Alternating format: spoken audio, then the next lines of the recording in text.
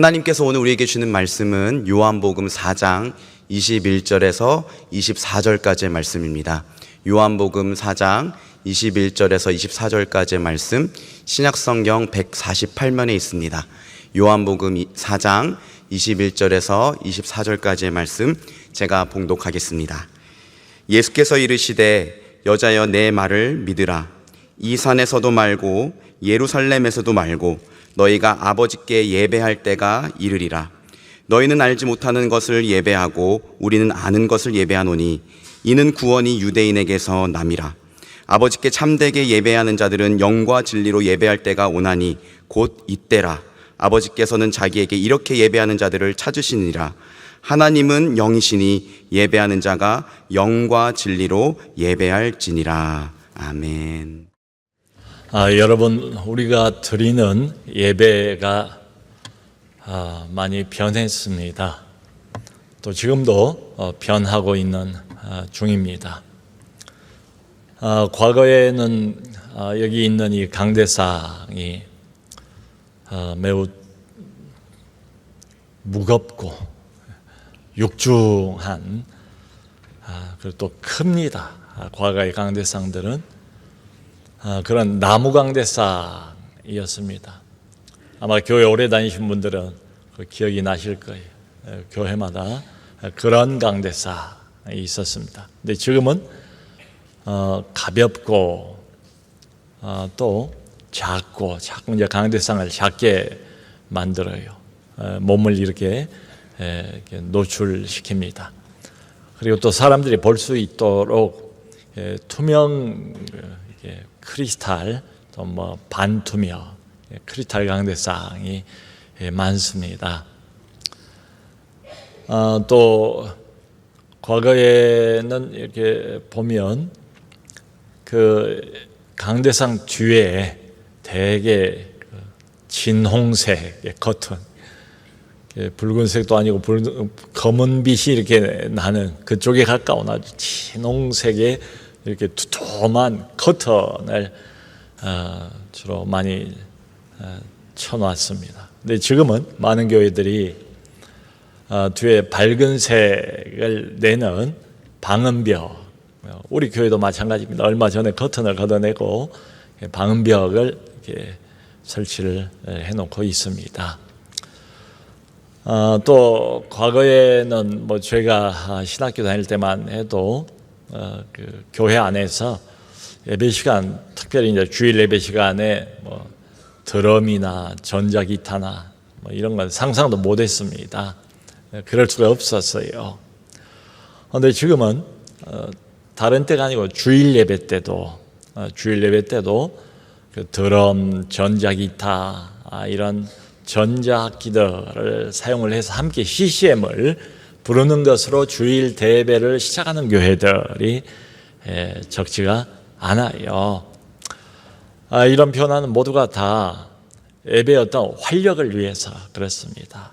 예배의 생동감을 더해주기 위해서 그렇게 한 거예요. 그래서 보다 많은 청중들이 예배에 참여하도록 기쁨으로 예배할 수 있도록 변화를 시도한 거지요.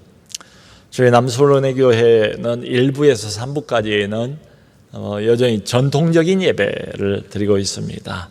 그리고 4부는 CCM으로 시작을 해요. CCM 찬송을 부르면서 그 예배 형식이 훨씬 자유롭습니다. 그리고 찬송을 부르면서 박수를 치기도 해요. 그 예전에 제가 이제 미국을 갔을 때 관심이 있었던 교회 몇 개가 있었습니다. 거기를 쭉 이렇게 방문을 해봤어요. 근데 그 중에서 2개의 교회가 눈에 띄었습니다. 왜냐하면 이 2 교회가 미국에서 아주 대표적인 교회들인데요. 그 예배 드리는 방식이 너무도 달랐어요. 대조적이었습니다. 하나는 캘리포니아에 있는 리그 워렌 목사의 세들백 교회입니다. 지금은 은퇴하셨습니다만은 당시 이제 리그 워렌 목사가 시무를 하고 있었고, 그때 당시에는 그 리그 워렌 목사가 저수를 한 목적이 이끄는 삶 이라는 책이 우리 한국에 계속 베스트셀러였어요. 그래서 한국 교회에 많은 영향을 미쳤죠. 또 온 세계가 다 주목을 하는 그런 교회였습니다. 심지어는 우리 한국의 이제 교회 목사님들 중에는 그 세델백 교회를 배우기 위해서 일부러 미국의 그 교회까지 일부러 견학차 가는 이런 목회자들도 있을 정도였어요. 제가 참석했던 그날은 토요일 오후 예배였습니다. 근데 이미 가보니까 예배 시작하기 전에도 밴드가 있어요. 밴드가 드럼, 나팔, 전자기타, 현대 악기들을 연주를 하고 있더라고요. 그리고 그날이 이제 토요일이기도 했지만 한참 더운 여름이었습니다. 근데 보니까 둘러보니까 다들 이제 나이가 드신 분들인데 다 반바지 차림으로 예배에 와 있고 보니까 저 혼자만 긴 바지여서 상당히 민망했습니다. 그 기억이 나요. 그 리그볼의 목사님이 설교 시간에 나와 설교를 하는데 이분이 청바지를 입고 나왔어요. 참 신선해 보이더라고요. 청바지를 입고 나와서 저처럼 이렇게 고정된 자리에 서서 강대상 앞에서 설교를 하는 게 아니라 마이크를 들고 이리도 갔다 저리도 갔다 아주 의사소통을 자유롭게 하면서 그렇게 설교를 하는 모습도 굉장히 인상적이었습니다. 근데 예배 분위기가 아주 좋았어요. 청중들의 어떤 집중도, 호응도 이런 것도 아주 좋았습니다. 토요일 오후여서 그런지 오신 분들도 모두가 다 좀 더 여유로워 보였고 또 자유스럽게 그렇게 예배를 드리는 모습을 볼 수가 있었습니다. 그래서 저는 속으로 생각해 그때 이제 그런 예배 방식이 또 유행이었거든요. 그래서 미국 교회들이 다 이런 식으로 자유롭게 이제는 예배를 드리는가 보다 이게 유행인가 보다 생각을 했죠. 자, 그리고 난 다음에 이제 주일날 또 다른 대표적인 교회 중에 하나인 그레이스 커뮤니티 처치, 그레이스 커뮤니티 교회, 존 메가드 목사님이 심호하시는 교회였어요. 그런데 완전히 대조적이었습니다.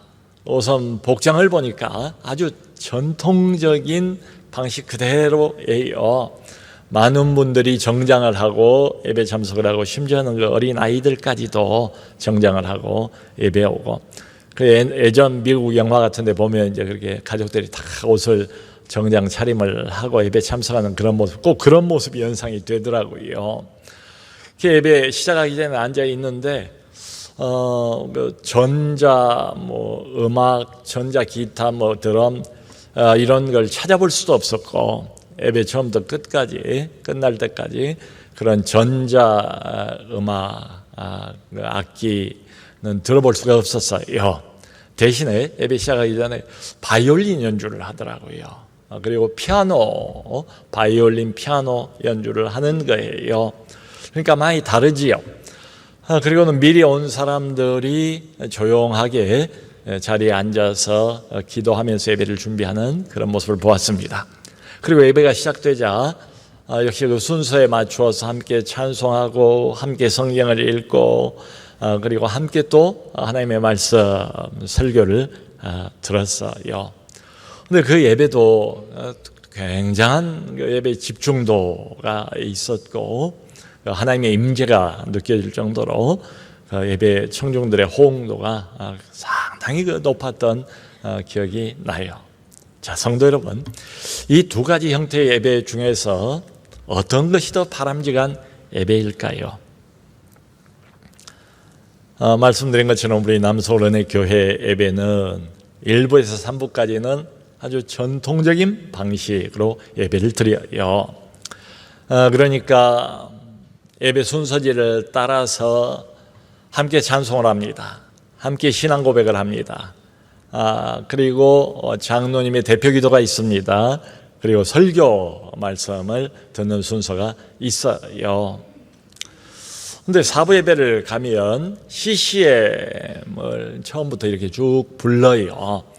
제 생각에 사부 예배는 전통적인 방식과 현대적인 방식의 결합이다 그런 생각을 해요. 근데 오후 예배는 이제 청년들만의 예배입니다. 아까도 우리가 청년들 발대식을 봤지만 좀 얼마나 씩씩해 보입니까? 얼마나 신선해 보입니까? 나라의 미래이지만 교회의 미래이기도 하잖아요. 성경 보면 새벽 이슬 같은 청년들이다 했는데 새벽 이슬이라는 표현이 참 젊은 나이에는 적절하게 어울리는 것 아닌가 생각이 들어요. 근데 오후는 청년 예배인데 거기는 처음부터 끝까지 CCM만 해요. 찬송가는 부르지를 않아요. 근데 젊은이들 이야기를 들어보면 이렇습니다. CCM의 가사도 신앙적인 내용의 가사입니다. 그러니까 어른들이 부르는 그 찬송가 가사하고 별반 다를 게 없습니다. 근데 단지 그것을 젊은이들에 맞추어서 좀 더 와닿는 멜로디로 부르는 것뿐입니다. 그렇게 이야기를 해요. 이제 이 CCM을 보면 어떤 CCM은 참 재미있어요. 중간에 랩도 들어가요. 뭐 막 입으로 뭐라고 막 말하는 거 있잖아요. CCM 중간에 이제 그런 랩을 하기도 해요. 여러분, 요즘 교회마다 젊은이들이 정말 아쉽지 않아요. 근데 젊은이들이 이렇게 쉽게 접할 수 있고 그리고 은혜 받을 수 있다면 이런 방식의 예배를 마다할 이유가 전혀 없지요. 그걸 우리가 이제 인정할 필요가 있습니다. 자, 그걸 우선 전제로 하고. 근데 또 하나 이제 머리에 떠오르는 그림이 있어요. 뭔고 하니 언젠가 이제 우리 신학교의 교수님께서 이분은 원래 학부에서는 교회 음악을 전공을 했어요. 교회 음악을 전공을 한 가르치기는 이제 다른 걸 가르치시는 분이세요. 나중에 신학 공부를 다시 하셔가지고. 근데 이분이 마음을 담아서 그런 말씀을 하시더라고요. 모든 노래에는 영성이 있습니다. 어떤 노래든 상관이 없대요. 모든 사람이 만든 사람이 부르는 노래에는 일종의 영성이 있다. 그러니까 이번에 지론은 가사만 기독교적이라고 해서 괜찮은 것이 아니다 이런 뜻이에요. 여러분 예를 들면 유행가, 대중가요하고 그리고 클래식하고 한번 비교를 해보죠. 대중가요나 이제 성악, 클래식 음악 또 주제를 보면 다 남녀간의 사랑을 모티브로 다루는 노래들이 굉장히 많잖아요. 예나 지금이나. 여러분 그런데 남녀의 사랑을 똑같은 모티브로 주제로 그런 것들을 다루었다고 해서 대중가요하고 클래식을 같은 선상에 놓고 볼 수가 있겠습니까? 그건 아니잖아요. 노래의 맛이 다르지 않습니까? 노래의 감흥이 달라요. 음식도 마찬가지입니다. 소위 말하는 MSG를 잔뜩 이렇게 첨가한 음식은 감칠맛이 있습니다. 혀끝을 자극하니까 말이지요. 근데 주부가 집에서 만든 집밥, 매일같이 우리가 먹는 집밥, 그거 먹고 학교도 가고, 그거 먹고 출근도 하고, 그거 먹고 일도 하고 할 거 다 해요. 근데 그것은 그렇게 감칠맛이 없을지도 몰라요. 맛이 좀 덜 하겠죠. 아무래도. 근데 어떻습니까? 주부가 가족들의 건강을 위해서 이런저런 영양가를 많이 생각을 해서 골고루 생각을 해서 그 식단을 준비하는 것 아니겠어요? 그러니까 음식이 재료가 똑같다. 그러니까 고기라는 재료, 채소라는 재료를 사용했으니까 이 음식이나 저 음식이나 다 둘을 똑같다고 할 수가 있겠습니까? 그러지 않죠. 다르지요. 여러분 요즘 들어서 점점 감성에 대한 이야기를 많이 하잖아요. 지금은 이제 감성의 시대다. 지성의 시대는 이제 지나갔고 감성의 시대다. 감동, 감성 이런 이야기를 많이 해요. 그런데 이런 관점에서 생각을 해보면 감성과 감동에도 색깔이 있지 않은가? 감성의 색깔 말이에요. 감동의 색깔 말이에요. 그러니까 감성과 감동에도 여러 차원이 있어요. 영성도 그렇습니다. 우리가 흔히 영성이라고 말하는데 영성에도 여러 차원이 있고 영성 안에도 이렇게 들여다보면 여러 결이 존재해요. 그러니까 우리는 이제 하나님을 믿는 백성들이니까 예수 믿는 사람들은 무엇보다 은혜를 사모하지 않아요. 은혜를 추구하지 않습니까? 이게 은혜의 세계, 이 은혜의 세계 안에도 굉장히 다양한 스펙트럼이 있다. 그러니까 할 수만 있으면 은혜의 세계 안에서 이 다양한 스펙트럼을 좀 경험을 하며 여러 다양한 은혜의 스펙트럼들을 누리면 훨씬 우리의 신앙이 더 풍성해질 수가 있지요. 성도 여러분, 저는 우리의 신앙 성장도 이거하고 관련이 많다라고 생각을 합니다. 그러니까 신앙의 세계 안에 있는 여러 다양한 차원들을 이해하고 그리고 그것을 스스로 경험을 해보고 그 경험의 폭을 넓힐 때에 우리의 신앙도 점점 자라가게 되지요. 자, 이런 관점에서 생각을 해보면 어떤 한 형태의 예배 그것이 정말 만고불변의 무슨 진리인 것처럼 거기에 집착할 것은 아니지 않은가. 그래서 이런 전통적인 기존의 예배에 참여했던 우리 성도님들께서는 가끔 가다가는 일부러라도 사부 예배에 좀 참석을 하시면 참 좋겠다. 그래서 사부 예배 그 CC에 함께 부르면서 박수도 치면서 그렇게 찬송도 하면서 현대적인 영성이라 할까요? 전통적인 영성도 있지만 현대적인 영성도 있는데 현대적인 영성을 좀 누려보시면 좋지 않을까. 또 반대로 늘 CCM만 부르는 우리 청년들이라면 가끔 가다가는 전통적인 방식의 예배에 참석을 해서 일부러라도 전통적인 방식에 주는 은혜가 있거든요. 분명히 있어요. 소위 전통적인 영성이랄까요?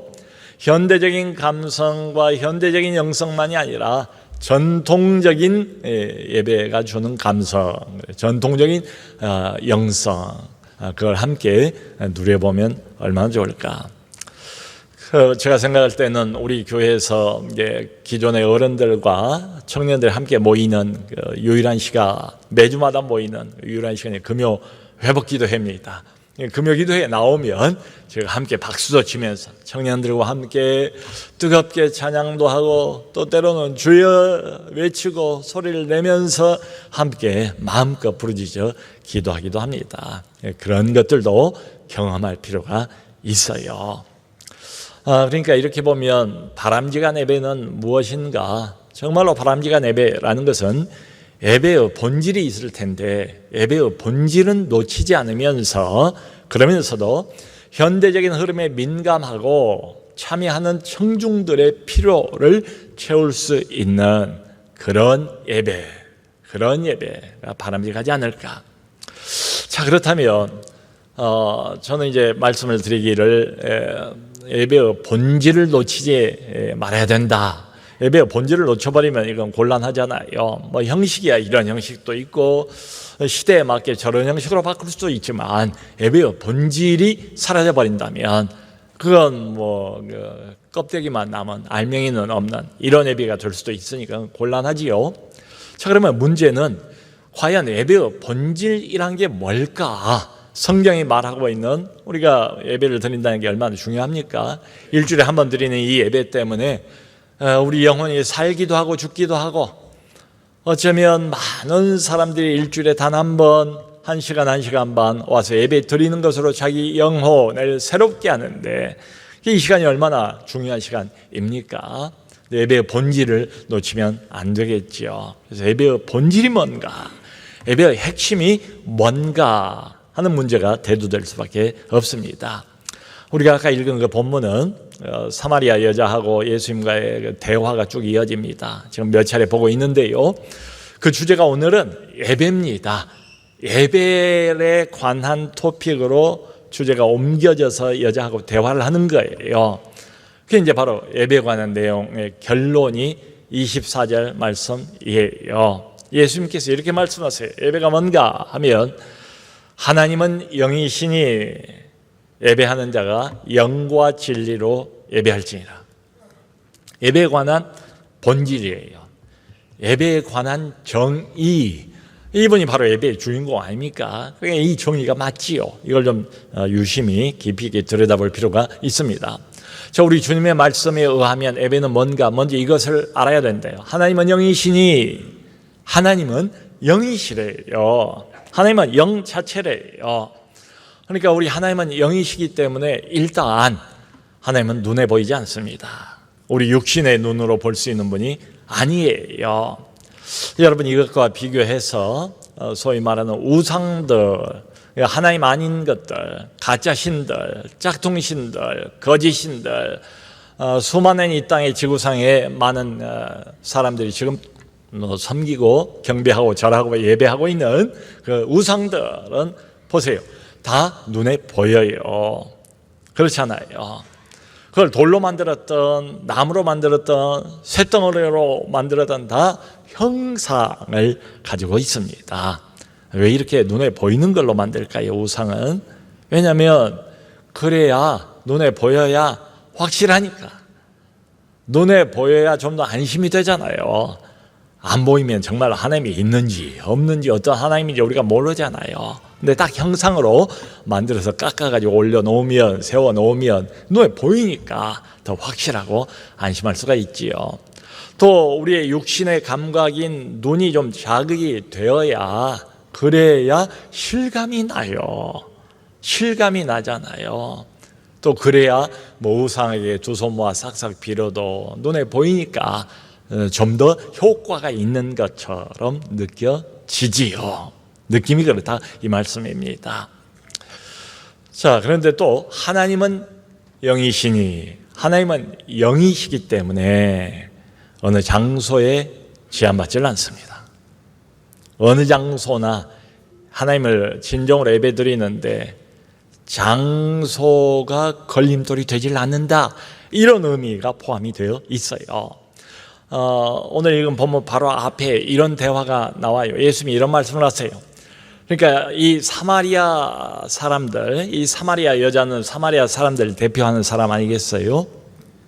그러니까 유대인들은 예루살렘이 예배 장소다. 왜냐하면 예루살렘에 성전이 있잖아요. 유대인들은 성전을 얼마나 귀하게 생각합니까? 거기서 드리는 예배가 진짜 예배라고 생각을 해요. 거기서 예배를 드려야 하나님이 받는다, 이렇게 생각을 해요. 그런데 사마리아 사람들은 또 다릅니다. 사마리아에 있는 그리심산이라고 있어요. 그 그리심산이 예배의 산이었습니다. 그 그리심산은 사마리아 사람들에게 축복의 산이에요. 특별한 장소예요. 이 주님의 말씀이 이런 거예요. 여자에게 그렇게 말씀을 하세요. 아버지께 진정으로 예배할 때가 온다. 그러니까 예루살렘에서도 말고 그리심산에서도 말고 하늘의 아버지께 우리 모두가 다 진정으로 예배할 때가 오나니 곧 이때라. 하나님은 영이시니 예배하는 장소에 제한받지 않으세요. 장소가 더 이상 문제가 되질 않아요. 또 한 걸음 더 나가서 하나님은 영이시기 때문에 우리가 예배드리는 장소는 사실은 여기가 뭐 교회당이 아니고 예배당이 아니고 체육관 아닙니까? 그 교회 건물에 제한받지도 않아요. 아무리 크고 번쩍번쩍 의리의리하고 그리고 화려하게 지은 건물이든 정말로 조그만하고 보잘것없어 보이고 초라해 보이는 예배당 건물이든 전혀 상관이 없어요. 왜요? 하나님은 영이시기 때문에. 또 하나가 있습니다. 하나님은 영이시기 때문에 우리의 내면을 보세요. 우리의 마음 속을 보세요. 영이시기 때문에 그게 가능한 거예요. 그러니까 막 수많은 사람들이 하나님을 예배한다고 나옵니다. 하나님 앞에. 근데 그 사람들이 무슨 마음을 먹고 나오는지 우린 잘 몰라요. 안 보이잖아요. 근데 하나님은 영이시기 때문에 예배하러 나온 사람들 한 사람 한 사람의 마음속 그걸 다 꿰뚫어 보고 계신다는 거예요. 그래서 이사야서 1장 13절을 보면 하나님께서 이사야 선지자에게 그런 말씀을 하세요. 당신은 수많은 유대인들이 절기 때마다 예배로 성회로 모일 때마다 하나님 앞에 나오는데 빈소를 들고 나오지도 않아요. 많은 재물들을 가지고 짐승들을 가지고 동물들을 가지고 그리고 하나님 앞에 나오는 거예요. 얼마나 귀합니까? 겉으로 보면 종교 부흥의 시대처럼 보였어요. 그런데 주님의 말씀은 이겁니다. 13절을 보면 헛된 재물을 다신 내게 가지고 오지 말라. 헛된 재물이래요. 너희들이 그 많은 재물 살려면 또 돈이 들어가겠죠.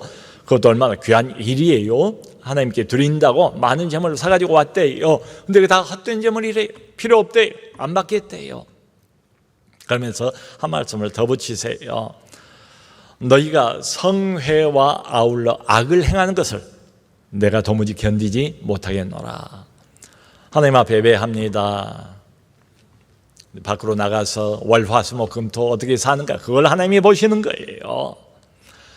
밖에 나가서 사는 삶 어떤 가치관을 가지고 살아가는가, 하나님의 백성으로서 어떤 처신, 어떤 태도, 어떤 결정, 어떤 선택을 하면서 살아가는가, 마음속을 하나님은 영이시기 때문에 다 꿰뚫어보고 계시는데 그저 주일날 성회로 모이기는 모이면서도 온갖 악을 자행하고 있는 그것을 내가 도무지 더 이상 견디지 못하겠노라 라고 단식하면서 말씀을 하세요.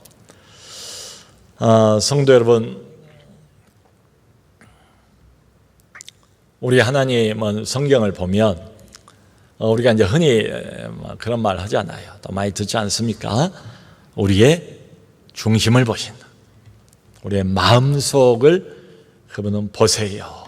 중심, 마음속을 들여다보세요. 그러니까 정말로 이게 진정한 예배가 되려면 마음을 좀 정리해야 돼요. 예배하러 나올 때 마음을 좀 정결하게 만들어야 돼요. 마음의 먼지를 털어내야 돼요. 마음에 한 주일 동안 쌓였던 쓰레기들을 청소해야 됩니다. 우리도 일주일에 한 번은 꼭 분리수거를 해서 청소를 하지 않습니까? 그것처럼 여러분, 우리 마음속에 온갖 잡동사니, 세상의 모든 잡동사니를 다 쌓아가지고 있으면 하나님이 안 보여요. 안 그렇습니까? 안경을 쓰신 분들 잘 아실 거예요. 안경에 이런저런 이물질이 잔뜩 끼어 있으면 잘 안 보이잖아요. 그렇기 때문에 우리의 마음을 좀 정결하게 하고 깨끗하게 씻어내는 그 작업이 먼저 필요해요. 그게 회개입니다. 그래서 우리도 예배 시간 처음 부분에 늘 감사와 회개의 기도를 먼저 하지 않습니까?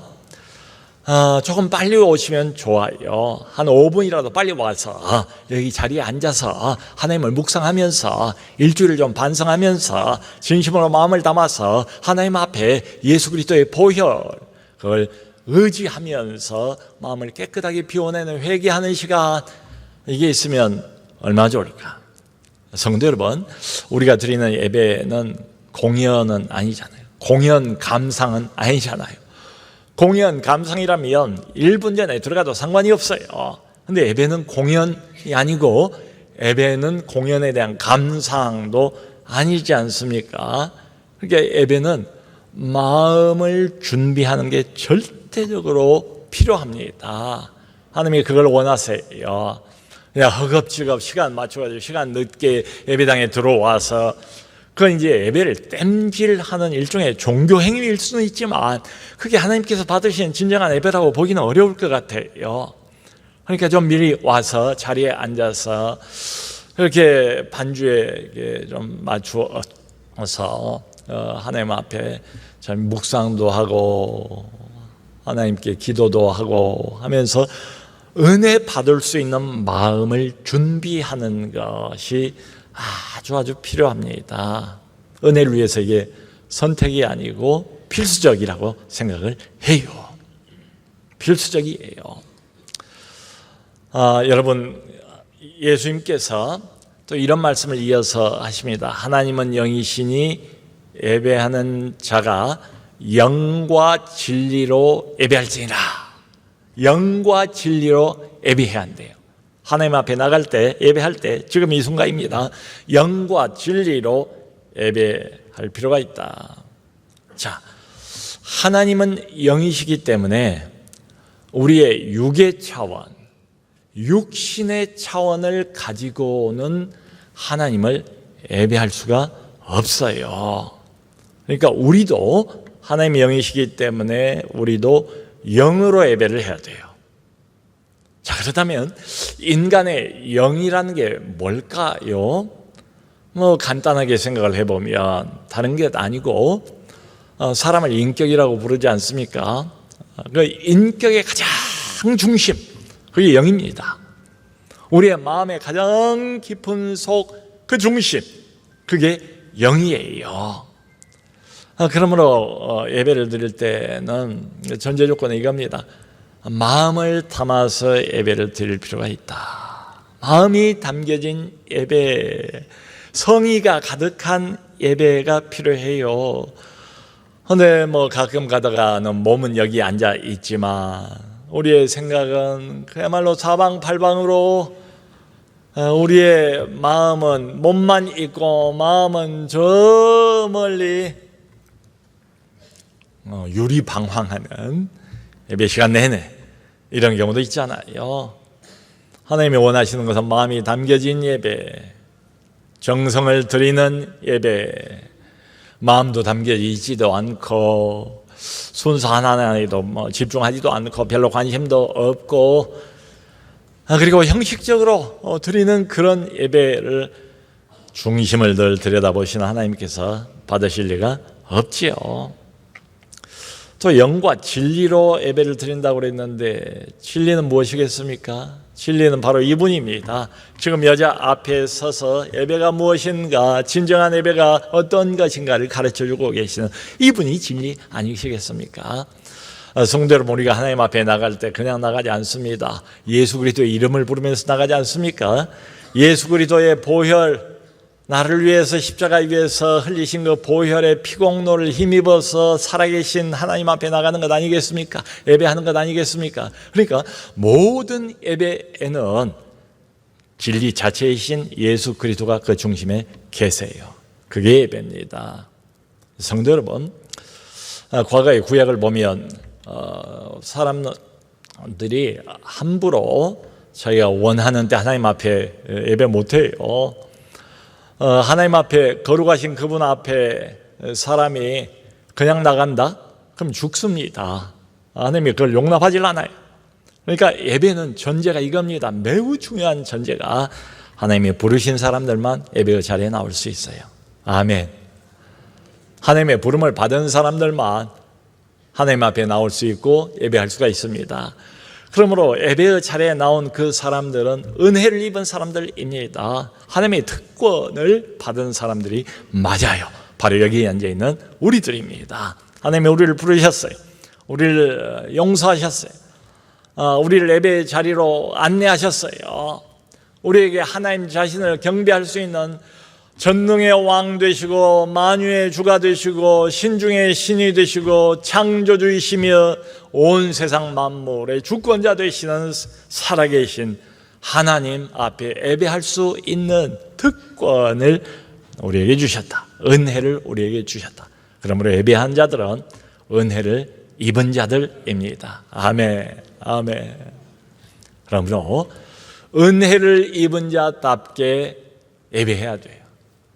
은혜를 입은 자, 은혜를 경험한 자, 은혜를 아는 자답게 거기에 걸맞게 예배를 드려야 합니다.